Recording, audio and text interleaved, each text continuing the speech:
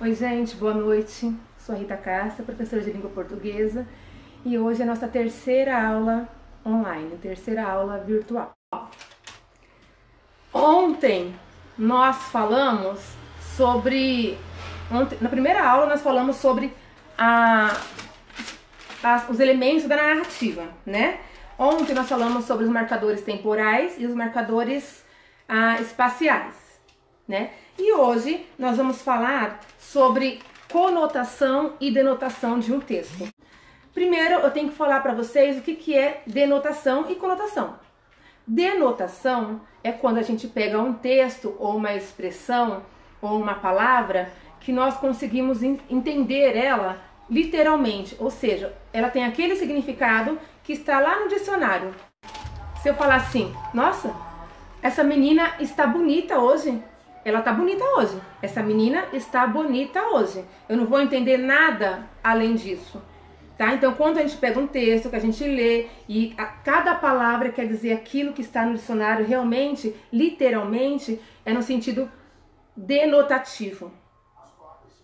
Tá? Então, isso é fácil de entender. Se eu falar que é pau, é pau. Se eu falar que é pedra, se eu falar que é bonito, é bonito. Se eu falar que é feio, é feio. Então, não tem como errar, denotativo. Agora, conotação, conotativo, é quando a gente pega uma expressão, ou pega uma frase, ou um texto, lemos e o sentido daquela palavra que está lá não é o mesmo sentido que está no dicionário. Tá? Por exemplo, se eu falar assim, tô bege. Se fosse no sentido denotativo, estou bege, estou na cor bege. Isso é denotativo. Mas quando a gente coloca no conotativo, estou bege. O que eu quero dizer com estou bege? Que eu estou passada, que eu estou surpresa. Não é que eu estou na cor bege, no conotativo, tá? Não é que eu estou na cor bege, tá? É porque eu estou passada. Então eu peguei aquela palavra que está no dicionário bege e coloquei um outro sentido para ela. Tô bege pode ser tanto denotativo quanto conotativo, tá? Se é denotativo, a pessoa fica bege, cor bege, aquela cor bege.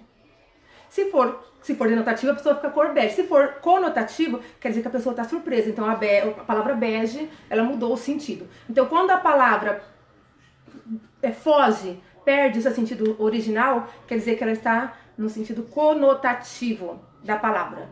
Tudo bem até aí?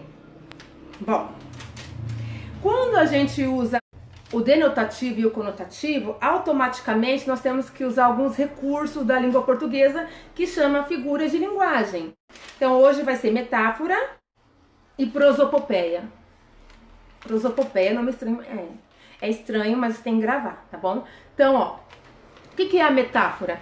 Metáfora é uma figura de linguagem que nós usamos para escrever textos que muda o sentido, ela muda a forma natural, que é a denotativa de falar, tá? Então, a metáfora é uma comparação implícita. Eu acho que vocês devem estar falando assim, nossa professora, que aula difícil essa. Tem que prestar atenção, tá? Porque é complicadinho mesmo. Então, nós estamos trabalhando conotação e denotação. Dentro da conotação, nós temos as figuras de linguagem. Figuras de linguagens são as formas, são as diversas formas que nós temos para nos comunicarmos, para a gente se expressar.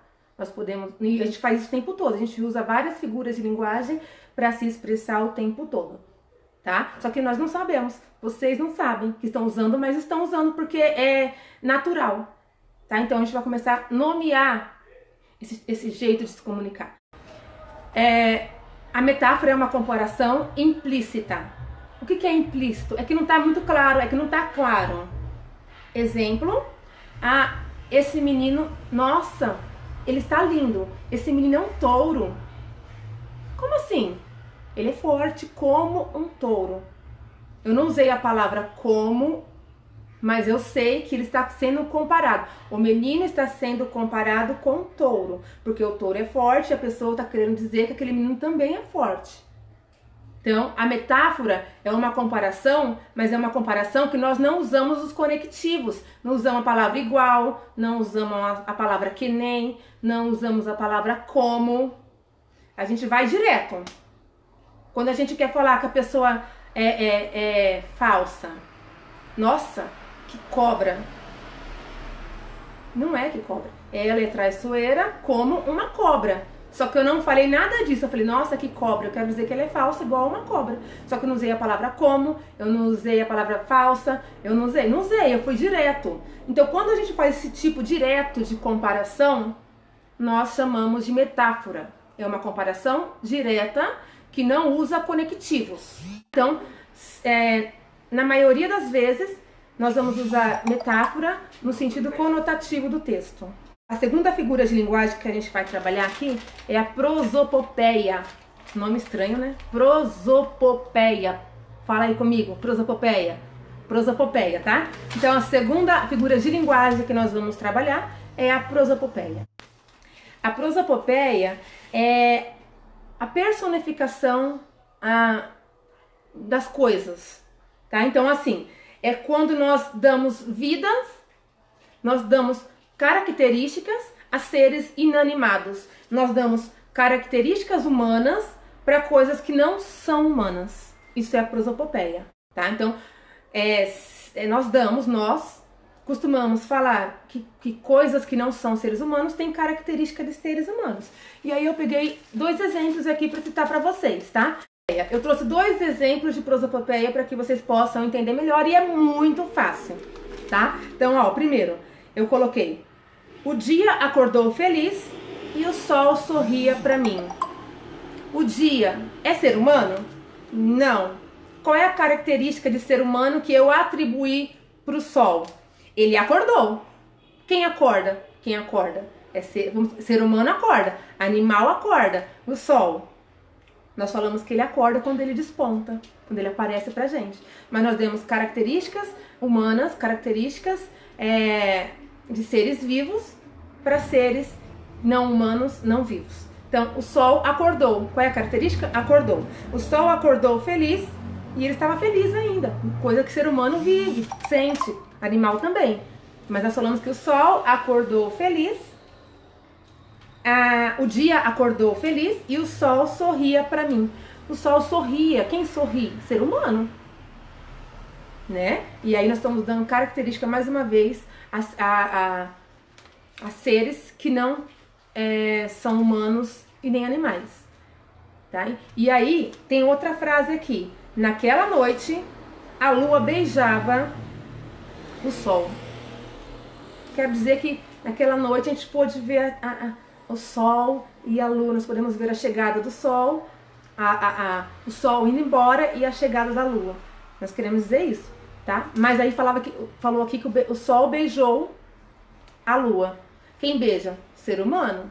Então, quando a gente atribui características humanas a seres inanimados, nós chamamos de prosopopeia. Prosopopeia. Tá bom? Tudo bem, gente? Então, vocês vão criar, primeiro, uma frase que tenha metáfora. Segundo, uma frase que tenha a prosopopeia. Primeira frase, que tenha metáfora. Segunda frase, que tenha prosopopeia. Tudo bem? Então, eu tô esperando as respostas. A aula de hoje é essa. Beijo. Até segunda-feira.